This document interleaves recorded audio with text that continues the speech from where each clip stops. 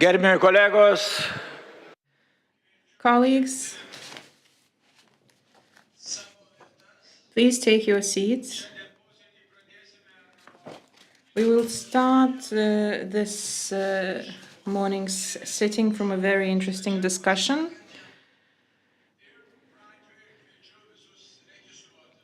And let's register. I announce the beginning of today's sitting.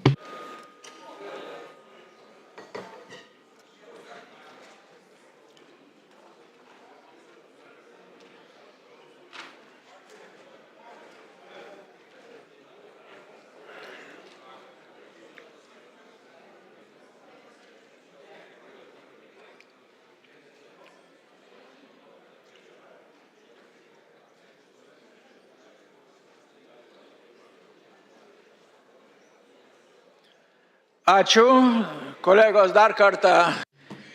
Thank you, colleagues, both left and right. Please take your seats. And let us begin our today's discussion, focused on the EU's multi-annual financial framework for 2028-2034, Lithuanian priorities and the strategic goals of the European Union. Let me now give the floor to Mr. Piotr Serafin, the European Commissioner for Budget, Anti-Fraud and Public Administration. Please, the floor is yours. Commissioner.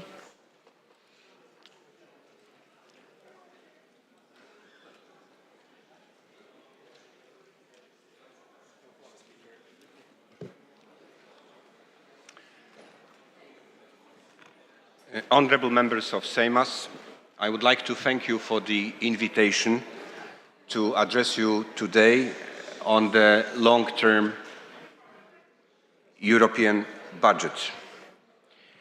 This budget is nothing less, nothing more than politics expressed in numbers, a reflection of the choices and priorities that define the direction for our Union. We all know the world in which we live in. The war of aggression against Ukraine, trade tensions, but also technological shifts that are reshaping our industries and societies. And this is in that very context that in July this year, the European Commission presented its proposal for the next multi-annual financial framework, a budget that will take the European Union up until 2035 and beyond. In this context, our proposal aims to strike a balance. We continue to support the policies that have proven successful. At the same time, we are responding to new challenges: defense, security, and competitiveness. We propose to keep cohesion and agriculture as strong pillars of the European budget. They will continue to deliver through the national and regional partnership plans. But their budgets will remain stable in nominal terms. New resources will be focused on the political demands that are of highest order: defense, security, competitiveness, and border protection. At the heart of our proposal are national and regional partnership plans, a new integrated way of investing together. Europe's priorities are shared, but our challenges are diverse. These plans will bring together reforms and investments under one coherent framework, linking cohesion, agriculture, and other key programs with the total envelope of €865 billion.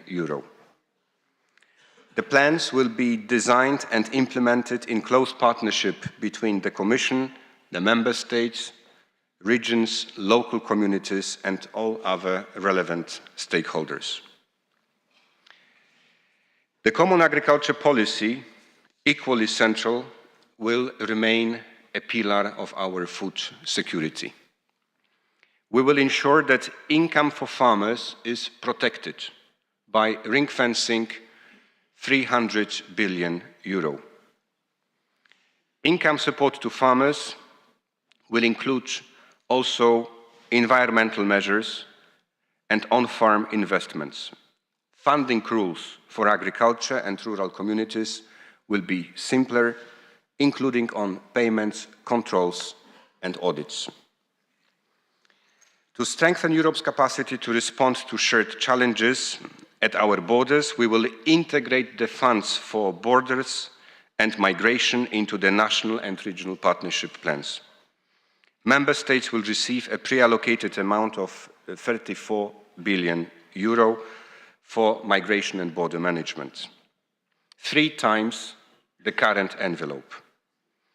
We will also double financing for Frontex and Europol.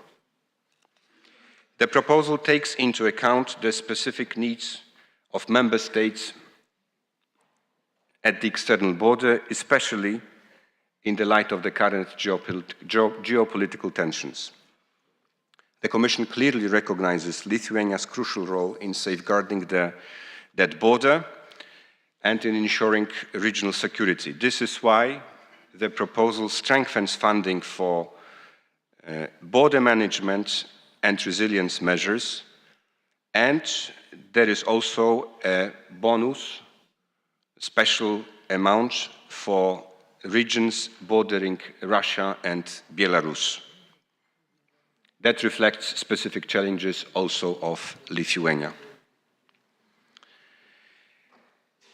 This is the real modernization of the EU budget, where we move from fragmented tools to strategic investments. Together with Horizon Europe, we also propose to create a competitiveness fund that will reach the firepower of €410 billion.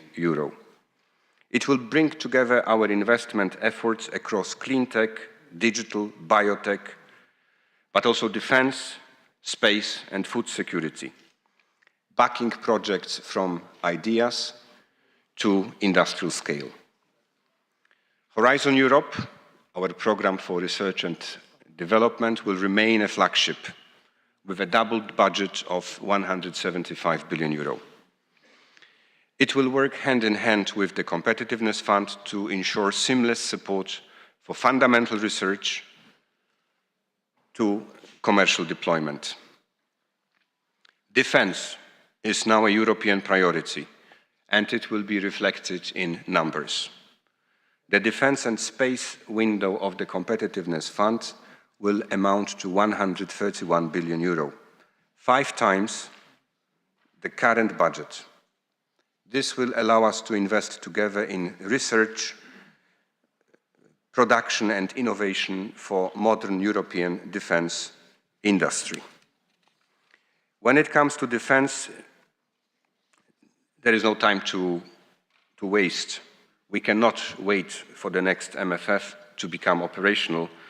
That is why the European Commission has also created the SAFE instrument, a €150 billion facility, enabling to invest in our defense now with the support of the European Union budget's loan capabilities. Coming back to the MFF, I must also mention military mobility, the ability to move troops and equipment quickly across Europe. It will receive €18 billion, 10 times the current level. Military mobility will be anchored in the Connecting Europe facility, ensuring that connectivity and security are developed together. Connecting Europe facility will therefore play a vital dual role, strengthening Europe's single market and its strategic security. For Lithuania, CEF has already proved its worth through projects like Rail Baltica, now taking shape across the region, and also the gas interconnection with Poland, which secured true energy independence. Connecting Europe facility will remain one of our strongest instruments to connect regions, integrate energy networks, and build the critical transport corridors that make our union both competitive and defendable. Our strength at home must translate into credibility abroad. With 200 billion for Global Europe Fund, we can act faster and build deeper partnerships from enlargement to humanitarian aid. Enlargement is not just a political obligation, but a strategic investment in our future. And we will support it with increased pre-accession support with almost 43 billion euro through Global Europe funds. Finally, we set aside 100 billion outside the MFF ceilings for Ukraine, our most strategic partner. This is a long-term commitment to Ukraine's recovery, resilience, and path to membership. Ukraine is not only our partner, it is part of our shared security. Supporting Ukraine is investing in Europe's own stability. We will continue to fund the programs that citizens recognize and value most. Erasmus+, with 41 billion euro, will open opportunities for young Europeans to study, train, and work abroad. A new Agora program with 9 billion euro will support media, culture, democracy, and values. And our Union Civil Protection Mechanism will grow fivefold, combining civil protection with health preparedness. Because the lesson from the pandemic, natural catastrophes is clear. Crisis will come and Europe must be ready. The proposal also upholds the EU's commitment under Lithuania's accession treaty by ensuring continued financing for the decommissioning of the Ignalina nuclear power plant and the Kaliningrad Special Transit Scheme. Honourable members, a stronger budget also means a stronger system of financing. We will simplify the revenue system. We propose to end outdated corrections and rebates and make EU financing more transparent. At the same time, we must introduce new sources of revenue aligned with our priorities so that we can fund competitiveness, cohesion, and security without increasing the burden on national budgets. This was one of the assumptions of that proposal, that we should stabilize national contributions to the EU budget at the level of the year 2027. But this is not just about figures, it is about giving the Union financial backbone to act strategically and deliver results. The new MFF will be more flexible and responsive with a crisis mechanism, allowing member states to access EU support swiftly in times of major shocks without improvisation or delay. Predictability for long-term investment will remain, especially for energy, transport and research, but the flexibility is needed in the current period. Respect for the rule of law remains a fundamental condition for receiving EU funding, and it will not change. When fundamental values like the rule of law or the Charter of Fundamental Rights are persistently breached, funding can be suspended. But support to final beneficiaries must continue, and we are also introducing a smarter, more effective form of conditionality. If the situation is not resolved, breaches of the rule of law, unspent funds can be relocated to support civil society, media and other actors directly through programs like Agora EU. This is a key innovation that will ensure that the EU funds will serve Europeans and that their values are not only protected but also enforced. Honourable members, the next long-term budget is about strategic choices. And when it comes to the strategy, we should learn from the best, like the Grand Duke Gediminas. In the year 1323, Grand Duke sent his letters across Europe. He invited merchants, craftsmen, scholars and farmers to come to Vilnius. And they arrived to build, to trade, to worship, to learn. But Gediminas did not write those letters only for economic reasons. He was thinking geopolitically, seeking partners, not just settlers. At a time when Lithuania faced pressure and aggression from the Teutonic Knights, he understood that connection with Europe could also mean protection.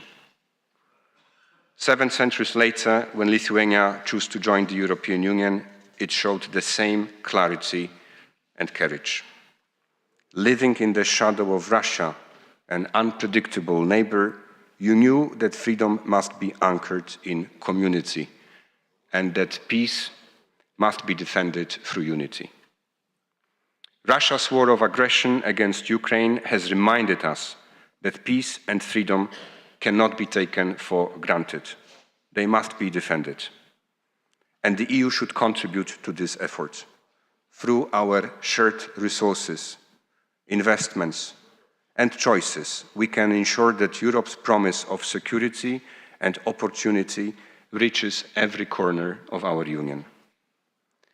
If we are to be strategic today, as Grand Duke was strategic 7 centuries ago, we need to equip ourselves with a budget for independent Europe that is capable of defending its territory and values, connected through the infrastructure of the future and confident in its ability to act in the world.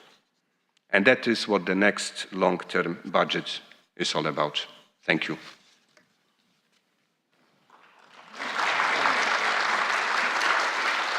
Ačiū, gerbiamas komisarė.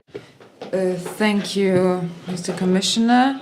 I would like to give the floor to Rasa Budbergytė, Deputy Speaker of the Seimas and Chair of the Committee on European Affairs. Ačiū gerbiamas pirmininkė. Thank you, Speaker of the Seimas, Mr. Member of the European Commission, dear colleagues. We are at a new stage that's about to start in 2028 and will last up until 2034. And this period of time is special for the whole of Europe, including Lithuania, because we will have to respond to all global challenges together. And to demonstrate that the Lithuanian people and their needs and their expectations are responded despite any global challenges.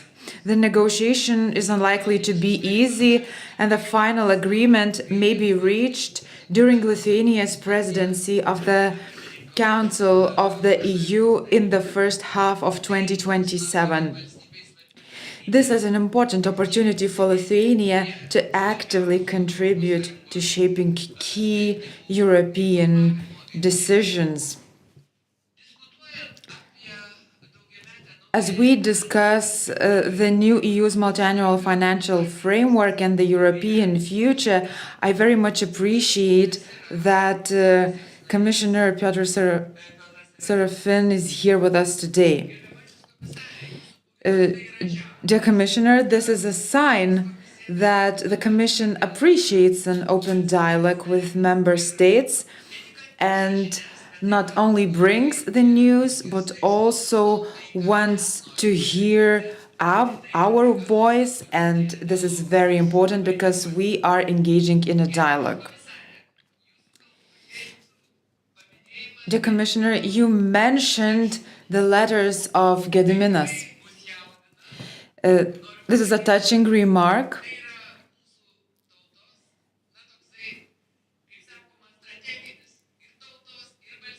And this is a strategic DNA of our nation and our country. And today we are in difficult times, and we need to know that we have to be united both in Lithuania and in Europe as well. And our countries are connected not only by the spirit of the Lublin Union, but also a common understanding that we together need to strengthen Europe and to be brave. As far as Lithuania's priorities are concerned, I would like to stress first for all that security is not a theoretical challenge for the people of Lithuania today. Next to us and at the borders of the European Union, there's Russia's war of aggression, there are hybrid threats, information attacks. This forces us to take urgent action and obliges us to guarantee that the new EU financial framework ensures long-term financing for the EU defense industry, at the same time stable funding to support Ukraine. We all know and we're happy that Europe hears it, is that Lithuania is an external border of EU and NATO bordering Russia and Belarus. This means that our challenges are also challenges for Europe as a whole. We're therefore convinced that eastern border regions need additional targeted funding to respond security and resilience challenges. And it is a positive sign that in the Commission's proposal we see an increase in funding for migration management, external borders, internal security, and the defense industry. I would like to underscore that the importance of the significantly increased funding to strategically vital projects in transport, energy infrastructure, and military mobility for Lithuania. Projects such as Rail Baltica or Via Baltica are more than transport corridors. They directly strengthen the connection of the Baltic states with Western Europe, contribute to NATO's mobility, and increase the competitiveness of the region. Therefore, I'm delighted today that these projects are given clear priority and adequate funding. However, it is important to bear in mind the need for funding to strengthen the resilience of critical infrastructure. As regards Lithuania's priority areas, it is important to maintain funding for the traditional cohesion and common agricultural policies while ensuring consistent implementation of the EU's contractual obligations. One of them is the financing of the closure of the Ignalina nuclear power plant. It is a positive development that there's a separate budget line for this program in the EU budget with funding that meets Lithuania's needs, which we hope will not be reduced. The European Commission proposes a radically new integrated model for the EU budget covering different areas: cohesion, agriculture, fisheries, internal security, migration management, social climate, and even defense industry support. At first glance, such model looks attractive as it promises more flexibility, clearer assessments of results. However, it is important for Lithuania that this new mechanism does not undermine individual EU policies.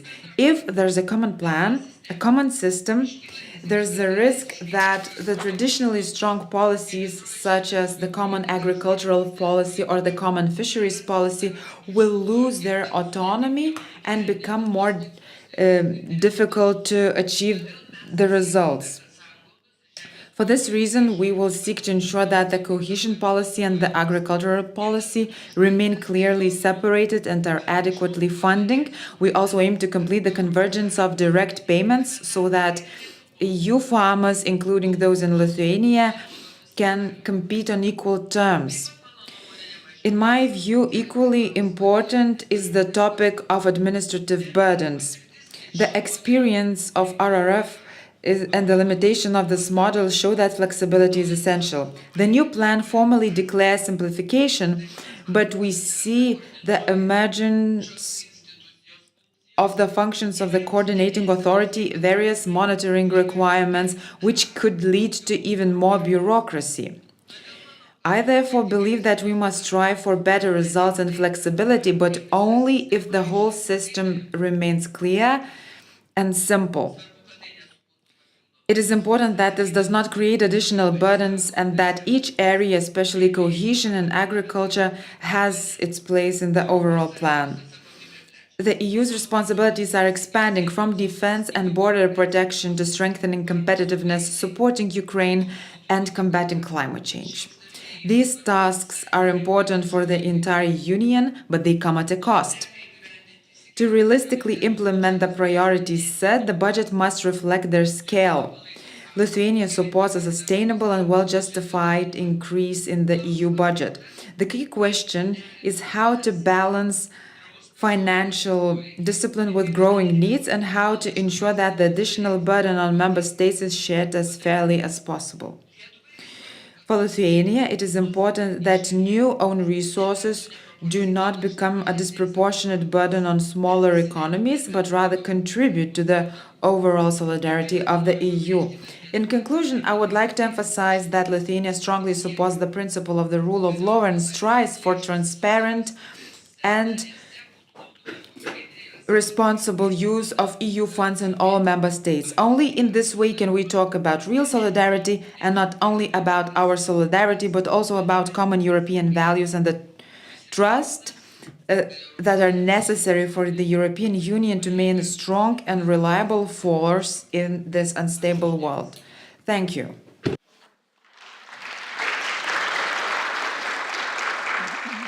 Ačiū kolegė, toliau pasakyti kviečiu.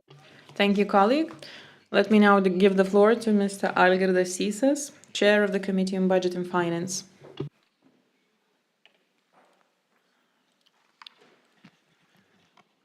Gerbiamas Seimo. Mr. Speaker, Mr. Commissioner, members of the Seimas, dear guests, and I see plenty of them today. I'm sincerely grateful to you, Mr. Commissioner, for your visit to the Seimas of the Republic of Lithuania and the opportunity to exchange views. This meeting is taking place at a particularly important time, at the beginning of negotiations on the European Commission's ambitious proposal for the multi-annual financial framework for 2028-2034. Lithuania's position is that we all need a financially sound, secure, and competitive European Union that is able to respond quickly to crises and ensure that economic convergence between member states not only continues but also grows stronger. Moving on to more specific topics, I would first like to draw attention to the cohesion policy. Cohesion is one of the pillars of the European Union's principle of solidarity, and we are concerned that its actual level of funding may decrease, even though considerable regional disparities still remain. I would therefore like to emphasize 2 points. First, it is important to preserve the key elements of cohesion policy.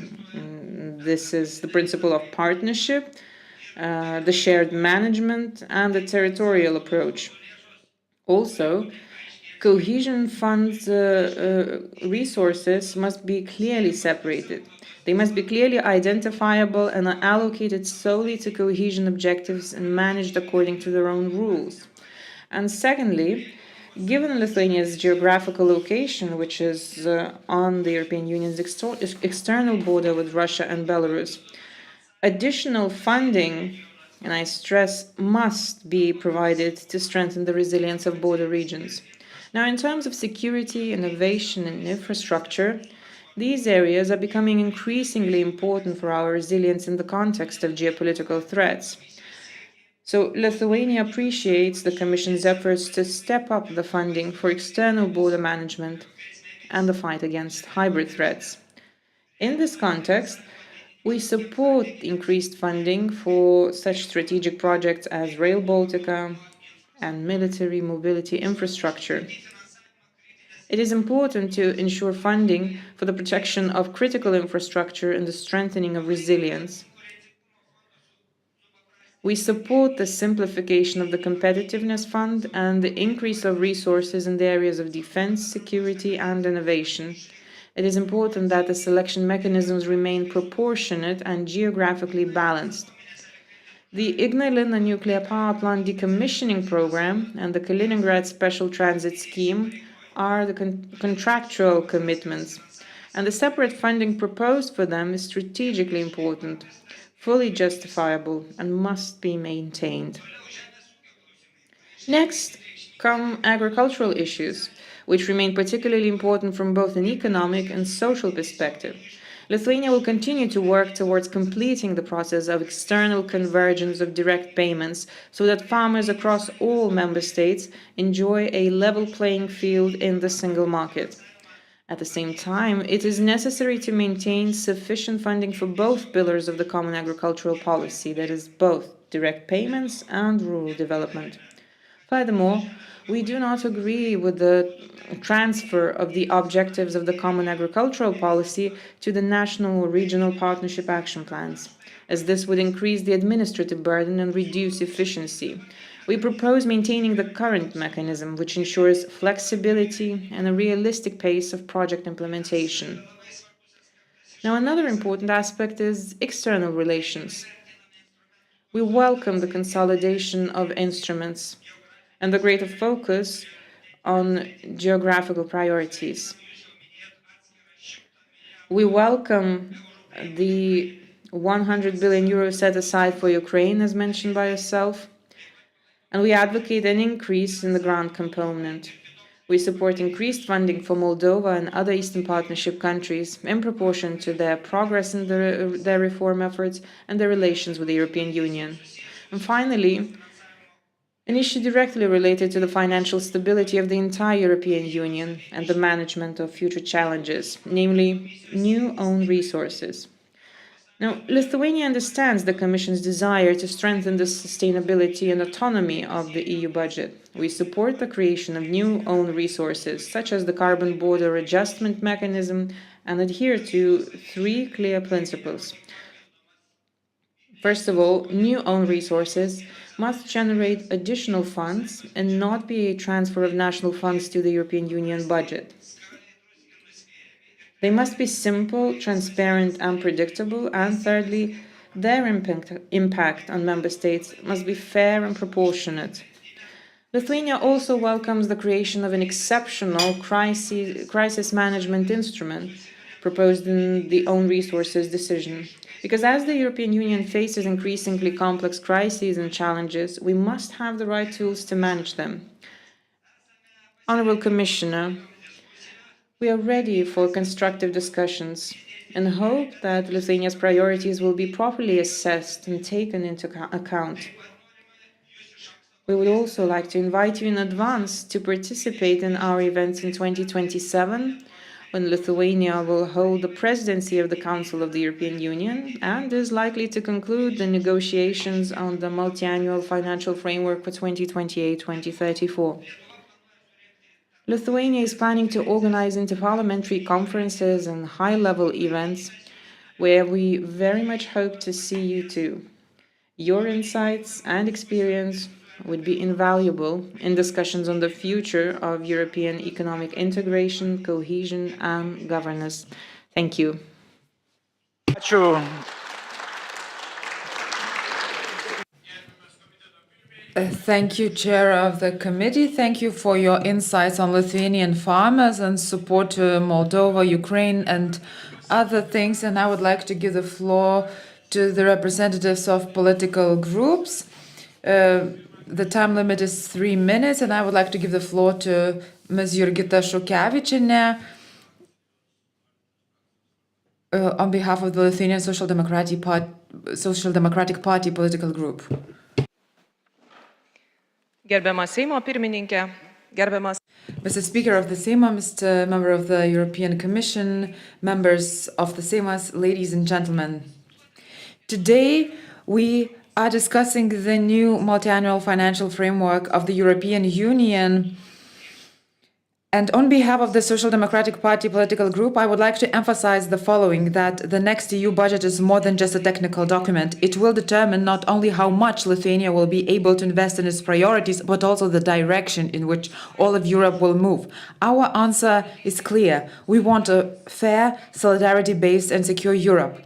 This requires a strong, socially responsible and ambitious EU budget, which is backed by new and fair sources of funding. In the face of war, we cannot limit ourselves to rhetoric alone. In response to the growing threats, the future budget must provide for real substantial investments in Europe's defense and security. This is essential not only to protect our borders, but also to safeguard the democratic values on which the European Union is founded.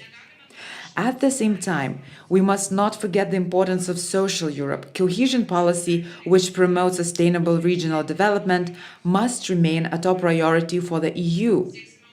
We will seek to ensure sufficient funding in this area, which is necessary to reduce regional and social exclusion, strengthen European cohesion, and ensure that progress is achieved on an equal footing for all, regardless of place of residence or social status. Equally important is a socially responsible agricultural policy. When negotiating for the next multi-annual financial framework, we will strive at all levels for autonomous, sufficient and stable funding for the common agricultural policy. The challenges of the sector affect farmers in the same way across all EU member states, and we must strive to ensure that they are treated equally and that payments are fair and equal. This is essential. I would like also to point out to the initiative of the European Competitiveness Fund. We expect that this implementation will more effectively support innovative projects, encourage the development of high-value added products, strengthen the competitiveness of Europe as well. Finally, I would like to underline that this new financial framework is more than budgetary numbers. It is an investment in Europe's resilience, competitiveness and security. At the same time, it is an opportunity to demonstrate that Europe is capable of acting strategically and in unity. This is the Europe we believe in, and that's the course we're taking. Thank you. Ačiū, gerbiama kolegė. Thank you, colleague. Let me now give the floor to Ms. Ingrida Šimonytė on behalf of the Homeland Union Lithuanian Christian Democrat political group. Gerbiamas komisarė, Excellency. Mr. Commissioner, Your Excellencies, Ambassadors, ladies and gentlemen, I believe this will be no surprise if I say that every day the number of challenges in the EU is growing, and so is the need to act, as well as the need for greater flexibility and more resources. If there are still things that we can address as regards flexibility, we still believe that 1% of the EU's GDP will be enough to address all the challenges. We hope to cover everything with that 1%. We do acknowledge the existing challenges, but we still have some difficulties. Lately, the EU had to address not only the costs of the COVID pandemic, but also the costs of Russia's war in Ukraine. After the end of Russia's war, with the Ukraine's victory, it will be up to the EU to reconstruct Ukraine. And if we fail to achieve Ukraine's victory, you can only imagine the cost that we will have to endure then. The challenges are unknown, and we don't know how long will they last. But those challenges are related to the things that we have been addressing for the past several years. We could single out a couple of important advantages of the next MFF. This is, first of all, the need to address the existing challenges. So whether it is sufficient or not, that's a different question. Addressing security and defense issues, safeguarding our borders. These are just some of the things that are positively observed within the next MFF. As for Lithuania's commitments, which actually do not depend on Lithuania's side. Those things are reflected in the new budget quite appropriately. However, in general, the budget is too little to address all the burdens that we are dealing with right now. And we must also bear the national budgets in mind as well. There are also risks that are related to the challenges for the member states to make use of the competitive funds. As we know, Lithuania was not very successful in this end. It has been said that the EU's budget is the budget of survival. To survive, maybe that's the goal that the budget will manage to meet, but the democracies that have managed to liberate themselves from non-democratic regimes and address the challenges related to that, those countries are still find it difficult to come to terms with what is actually happening around them. Dėkoju, kolegė. Toliau kviečiu kalbėti. Thank you. I would like to give the floor to Simonas Gentvilas, representative of the Liberals Movement political group. Thank you, Speaker of the Seimas, a member of the Commissioner. Today our government presents the state budget, and it's a good time to talk about the European budget.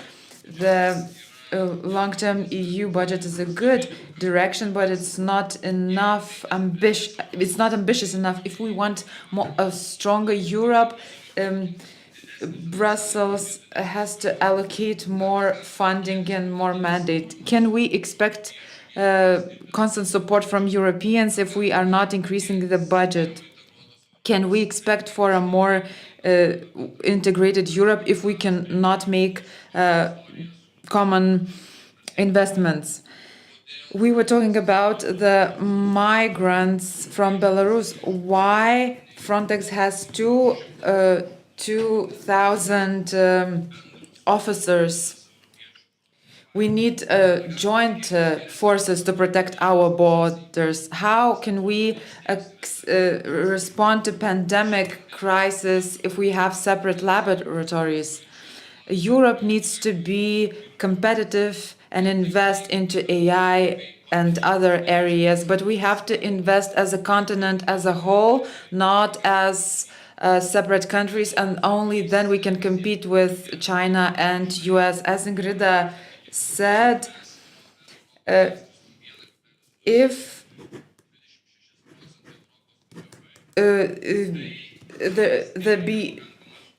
the part of the budget is 1.26 of GDP, it's not enough. Since Mario Draghi announced that Europe is getting older and that it needs to invest, nothing has been done since that time. In his report commissioned by the European Commission, they said that we need to invest 4% of Europe's GDP, which is 800 billion every year, to rebuild Europe and to compete with the world and to respond to current challenges related to decarbonization and defense. And we as countries need to strengthen the Brussels capacities by revenues generated from pollution taxes, own resources. We want to live in a competitive Europe, and we need to work on energy independence, decarbonization, capital markets, in order for our companies to be competitive at a global scale. We have to resist a huge country of Russia without asking anyone else to defend us. For this reason, defense is our interest. We understand that there is a need for a stronger Europe, for more support to Ukraine, and it is impossible with adequate financing, so this budget is not ambitious enough. Thank you. Mr. Algirdas Butkevičius, On behalf of the political group of Democrats for Lithuania. Pirmininkė, Mr. Speaker, Mr. Commissioner, dear colleagues, time flies. I remember well the year 2013 when Lithuania held the presidency of the Council of the European Union in the second half of 2013. I still remember certain doubts of the European Commission because Lithuania was among the first countries from the wave of enlargement of 2004 who took up the challenge of the presidency. But we managed to adopt the next MFF back then. I can tell you that Lithuanian people are determined and responsible, and following its presidency, the entire government was invited in Brussels for the assessment of Lithuania's presidency, where Lithuania's presidency was assessed at the highest level.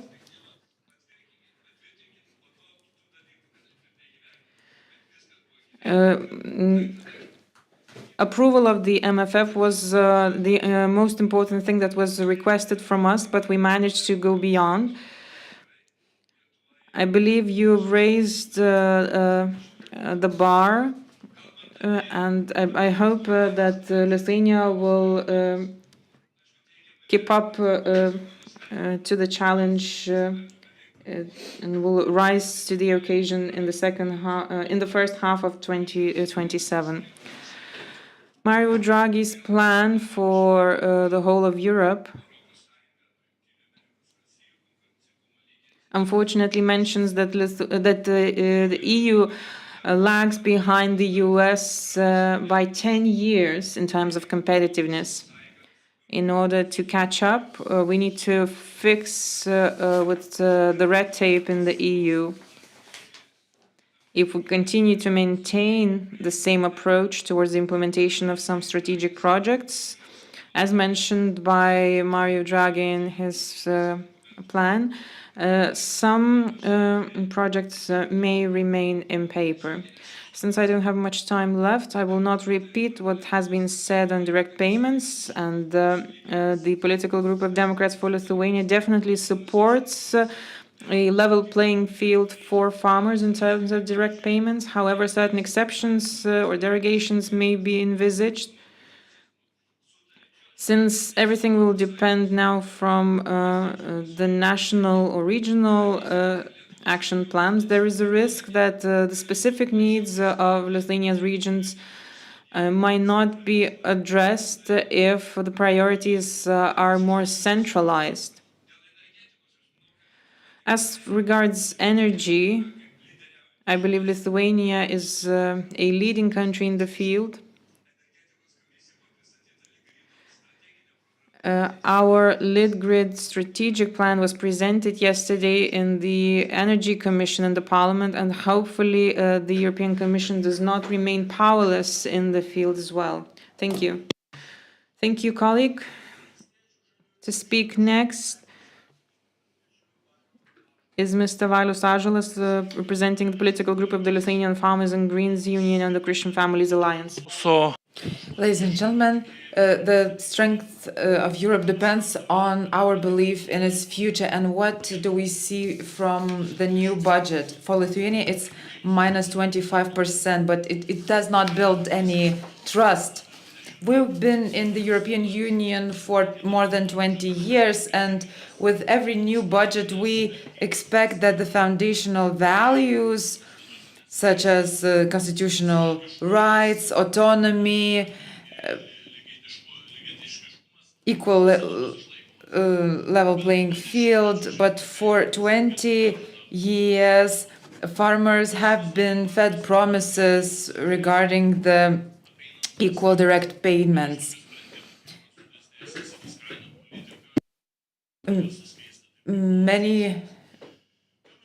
What do we see in terms of taxes that come from the European Union? Our country tried to tax farmers, and farmers took to the streets. Does it strengthen our belief in the future? Probably not. So probably we need to come back to the foundational values and to come back to the decisions that strengthen the trust in the European Union and not to decrease our competitiveness. And Europe needs urgent decisions. If the industry says that they need urgent decisions, that means that we need urgent decisions. We have no time to spare because other countries, third countries, and the US are ahead of us. And we hope that the budget will support our belief in the European Union. However, Europe needs to take resolute actions and urgently. Thank you, colleagues. Those who would like to, who wanted to say they had their interventions. Now there's time for questions and answer. Viktoras Pranckietis, the floor is yours. Sakyti, kam jūsų klausimas yra adresuotas. Ačiū. Aš žinoma, kad Please inform who you are addressing the question. Yes, thank you. Certainly my question is addressed to the Commissioner. And my question is related to the budget, of course. The budget provides for the National Action Plan, envisaging certain tools. Should I start again? So yesterday in the Committee on Rural Affairs, we've discussed the National Action Plan, and the structure of the plan identifies the support for agriculture. There are a number of different points in this section, and it mentions reduction of funds related to agriculture, to the size of agricultural land. My question is very precise. You support the loss of funds according to the national plan. If the support is being reduced by 20%, how will we be able to ensure competitive production, agricultural production, in these non-competitive conditions, especially if we bear in mind the countries that will not follow the European rules that the member states have to abide by?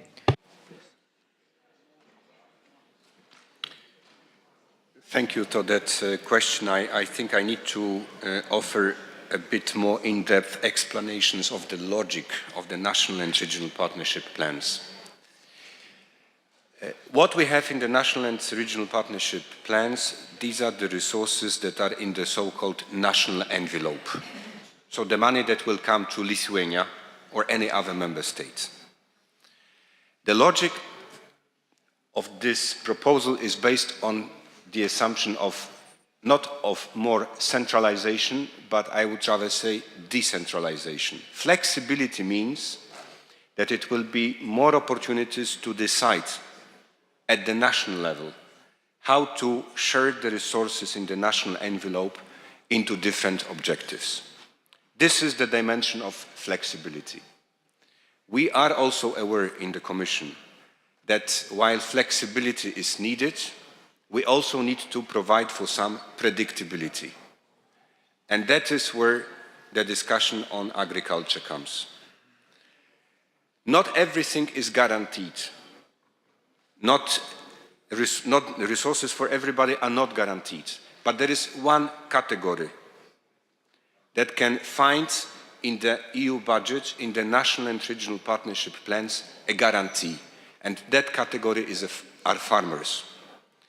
So when I was talking about 300 billion euros, I was talking about the guaranteed amount for the income of farmers. That amount is built on the assumption of stabilizing farmers' income at the level of the current MFF.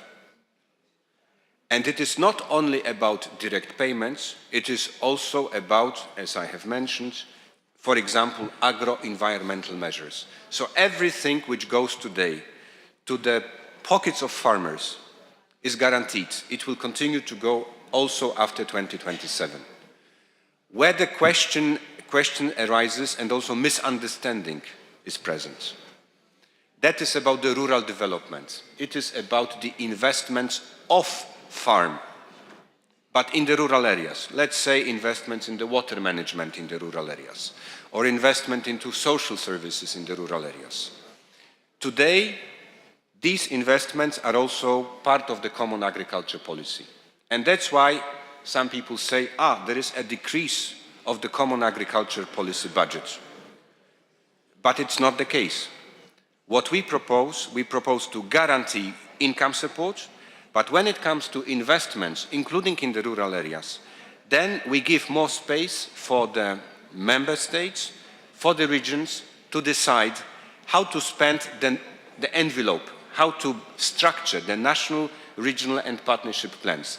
Some might choose to invest maybe in the capital cities, but I believe that in many countries, most likely also in Lithuania, that will allow to invest even more than today in the development of the rural areas, investments in the rural areas, not income support, because that is guaranteed, but investments into the rural areas. So this is the logic of the plan, and therefore I would like to see that, I would like to say that the idea that there is a reduction by 20% is factually not correct. When it comes to the income support, it is stabilized in nominal terms. In real terms, it means indeed a decrease, but not at the level of 20%. It's at the level of, depending on the level of inflation. Thank you. Ačiū komisarė. Ir jeigu dar leisite, dar du klausimai. Thank you, Mr. Commissioner. 2 more questions that we can. Shall we listen to both of the questions? Yes. First, Mr. Valius Ąžuolas, to be followed by Bronius Ropė. My question is very similar. How should Lithuania achieve its goals in the new MFF when we see only minus 25% of funding? And how should a Lithuanian citizen believe in the future of the EU, seeing the taxes for CO2 emissions? Because everybody certainly dreams of driving an electric vehicle. Unfortunately, not everyone can live up to that dream. Mr. Bronius Ropė next. Thank you, Mr. Speaker. I'll be brief. We are requesting for external convergence not for any reason. We were promised that by 2013 we will achieve full convergence of direct payments. So, Mr. Commissioner, will your new proposal live up to the decision of the European Council? That's my first question.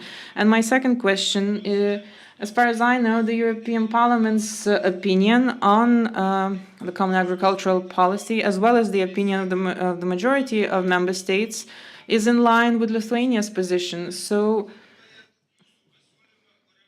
do you, bearing that in mind, do you plan to make some adjustments to your proposal? Okay, thank you again for the questions.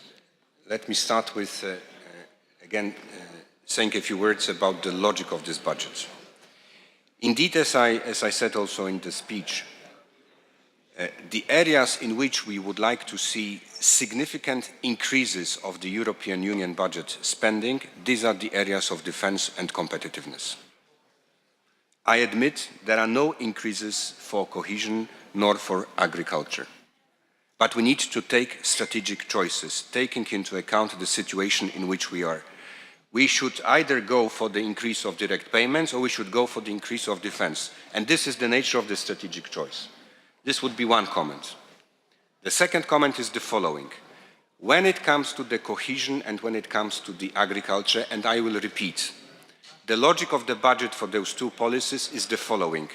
We take what we have now and we guarantee the continuation. So this is a stabilization in the nominal terms. There are adjustments related to the fact that either the macroeconomic conditions has changed, so some regions are getting much richer. There are also adjustments, and this is the case of Lithuania, due to the external convergence of direct payments. So actually, when you see the national envelope for Lithuania, it takes account of the need to ensure external convergence of direct payments. For all the member states, Lithuania is one of them, in which direct payments are below the 90% of the EU average. So what I want to say, because I think it has to be said very clearly, Lithuania doesn't have any worse treatment than any other member states. It is for all member states when it comes to the cohesion and CAP that we are stabilizing the level of the budget. We are not increasing, we are stabilizing. Actually, in the case of Lithuania, there is even a positive impact, and the positive impact for the national envelope in the case of Lithuania is primarily seen for the funds related to the border protection and migration. This is an increase by the factor of 4 in the case of Lithuania.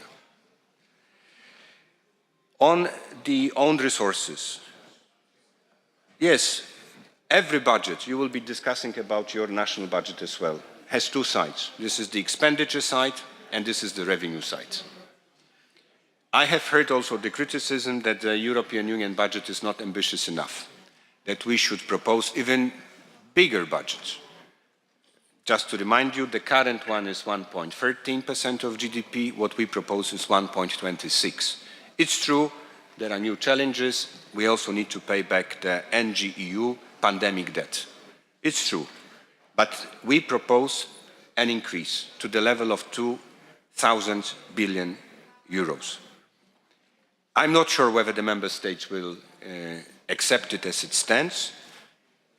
I was happy actually to hear here in Lithuania calls to be more ambitious, but I know that in other member states I will hear that we overshoot it, that it is too big budget and that we need to look for savings. But when it comes to the own resources, there is no perfect candidate. You can tell about every new own resource, it's bad. But the reality is the following. If we want to have sufficient resources to continue with the cohesion policy, continue with the common agriculture policy, and spend more on defense and spend more on competitiveness, then there is no other way out. We put on the table the package of 5 candidates for the new own resources, but we also propose the elimination of rebates and discounts. Rebates and discounts. Lithuania is not the beneficiary of rebates and discounts. So when you assess the impact of the package of the new own resources, please also take into account that dimension. And finally, on the discussions in the European Parliament, yes, I am aware of those discussions. And I also know what are the origins. As I said already, more flexibility creates also uncertainty. So we are trying to find the right balance between the flexibility and predictability. That's natural. If there is too much of flexibility, then the uncertainty is too big. And that is exactly why we proposed a guaranteed amount for income support for the farmers, not to create that uncertainty. Now I know that the colleagues in the European Parliament are discussing about giving even more predictability when it comes to the common agriculture policy, but we are still in the discussions, so I don't want to conclude at this point how these debates will finish. Thank you. Dėkoju, gerbiamas komisarė. Thank you, Mr. Member of the European Commission, for your insights and for your answers to the questions. And I hope for constructive cooperation, and I wish you a pleasant visit here in Lithuania. Vienas, du klausimas, darbotvarkės tvirtinimas. Ar būtų kokių pasiūlymų dėl darbotvarkės? Mindaugas Lingė, prašau, kairėje. Gerbiamas pirmininkė, kaip ir seniūnų sueigoje turime prašymą, yra surinkti 47 parašai prašantis įtraukti šios dienos darbotvarkę apkaltos komisijai Gintauto Paluckui klausimą.